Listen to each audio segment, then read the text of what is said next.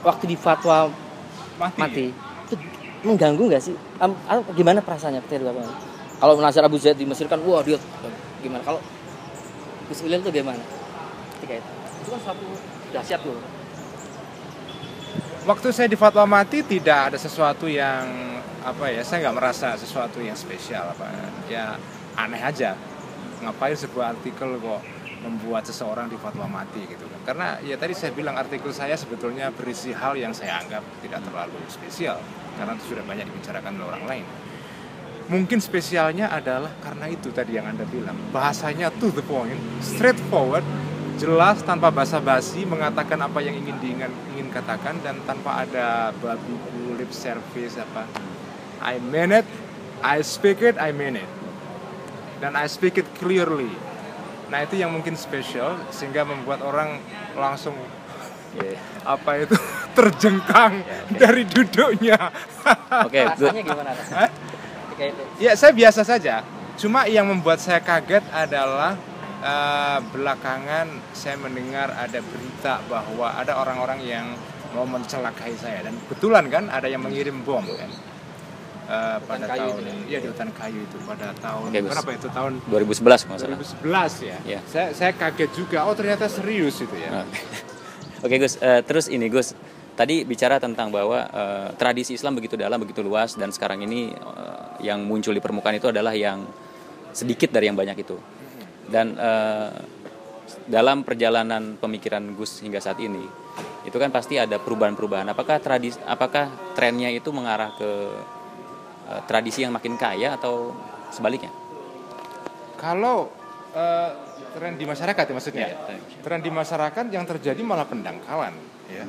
Tren di masyarakat yang terjadi pendangkalan. Masyarakat sekarang secara diskursus pemikiran itu sebetulnya dangkal sekali. Orang Islam sekarang ini terutama di Indonesia ya, mereka lebih suka yaitu Islam aspirin, Islam yang menenangkan. Mereka tidak suka kalau ada pikiran-pikiran Islam yang mengganggu ketenangan mereka itu. Langsung dianggap sesat. Makanya sekarang kalau kita lihat misalnya ada gejala takfiri itu ya, sedikit-sedikit mengkafirkan orang, itu sebetulnya gejala sosial. Pertama-tama ya, sebelum itu merupakan gejala teologis dan paham keagamaan. Itu sebetulnya gejala sosial, orang sensian kalau mendengar orang lain punya pandangan yang tidak sesuai dengan pakem, yang out of the box gitu. Nah, sekarang itu umat Islam lebih suka inboxism, cara berpikir di dalam kotak. Tapi outboxism itu tidak disukai. Nah, ini sebetulnya menandakan bahwa ada seorang penulis Amerika, saya lupa namanya ya. Ada The Closing of American Mind. Yang berbicara mengenai ya proses terjadinya pendangkalan kehidupan intelektual publik Amerika. Di Indonesia ada gejala serupa saya kira. Ada semacam The Closing of Indonesian atau Muslim Indonesian Mind. Tadi itu karena masyarakat sekarang ini lebih sukanya adalah agama yang menenangkan. Mungkin juga masalahnya adalah mereka tiap hari sudah sibuk bekerja, capek menghadapi kemacetan, tantangan hidup yang luar biasa. Masa sudah capek sehari-hari begitu disuruh mikir lagi gitu kan. Mbok saya diberikan sedikit waktu untuk tenang, berzikir. Karena itu Islam yang berkembang di kota itu kan kebanyakan Islam yang kalau tidak nangis-nangis kan, ya berzikir. Saya nggak menyalahkan masyarakat yang seperti itu. Ya, saya pun kadang-kadang juga butuh momen nangis juga. Tapi saya nggak akan menunjukkan nangis saya di televisi. Nangis saya adalah nangis antara saya dengan Tuhan.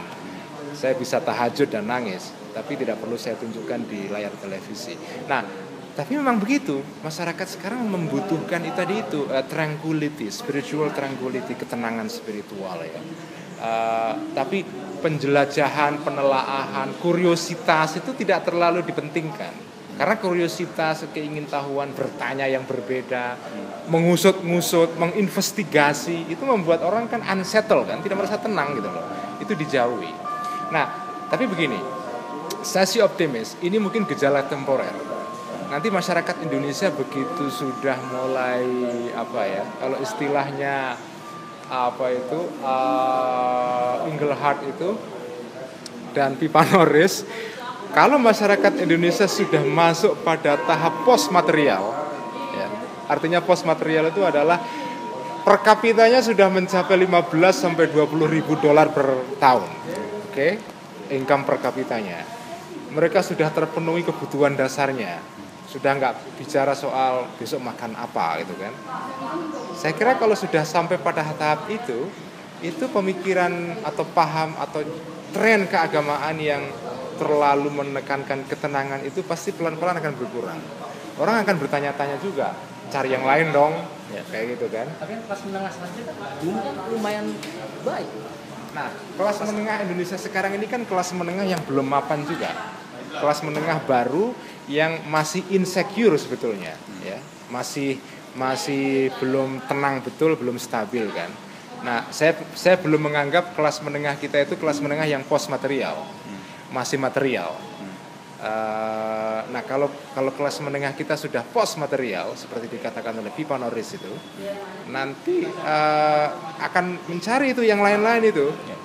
Nah, pada saat itulah, itu prediksi saya ya, diskursus Islam seperti yang dikembangkan oleh Islam liberal itu akan mendapatkan ruang yang, atau orang akan mengatakan, aha, ini yang saya butuhkan.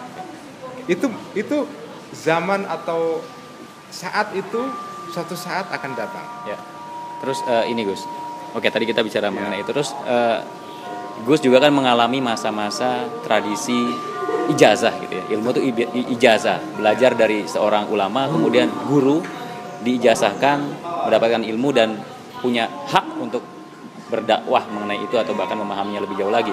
Tapi saat ini kan kita punya alam yang berbeda di mana internet itu telah mendekonstruksi pemahaman konsep ijazah itu, di mana orang bisa belajar apapun melalui internet dengan siapapun tanpa mengetahui dari jalur mana ilmu itu datang gitu. Kan kalau dalam pesantren misalnya nyambung ke nabi dan seterusnya. Nah itu bagaimana Gus? Memang begini, saya juga meratapi dan menyesalkan ya hancurnya kosmologi tradisional ya, yang saya dulu pernah mengalaminya itu. Dalam kosmologi tradisional ini kan dunia itu adalah dunia yang kontinu, dunia yang bersambung terus menerus ya, dari satu generasi ke generasi berikutnya, melalui silsilah. Ya, melalui sanad kan? Ya, sanad. Melalui sanad itu. Nah sekarang dunia itu hancur. Konsepsi sanad sekarang mulai pudar. Ya masih dipertahankan di beberapa lingkungan di pesantren, masih di sejumlah komunitas yang mempertahankan tradisi itu masih ada. Tetapi secara umum sekarang ini konsepsi mengenai ijazah dan sanad itu sekarang mulai hancur. Digantikan oleh konsep ijazah yang baru, yaitu konsep ijazah yang lebih terlembaga dalam bentuk secara kertas diploma kan. Sebenarnya diploma itu ya konsep ijazah dan sanad tapi dalam pengertian yang lebih rasional, lebih berbeda lah ya. Gus ini bisa ke ruangan Gus ya? Ya.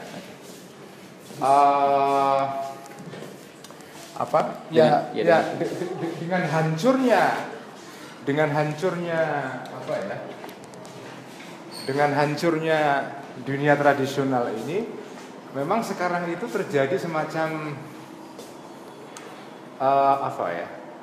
semacam kekacauan intelektual dalam dunia Islam. Saya ingin menyebutnya begitu. Ini gambar saya. Kita butuh Islam ramah, bukan Islam marah. Ini gambar Nabi ketika Isra. Ini buruknya, menunjukkan bahwa penggambaran Nabi itu sebetulnya pernah terjadi banyak sekali dalam tradisi Islam. Ini gambar klasik dari Persia ya.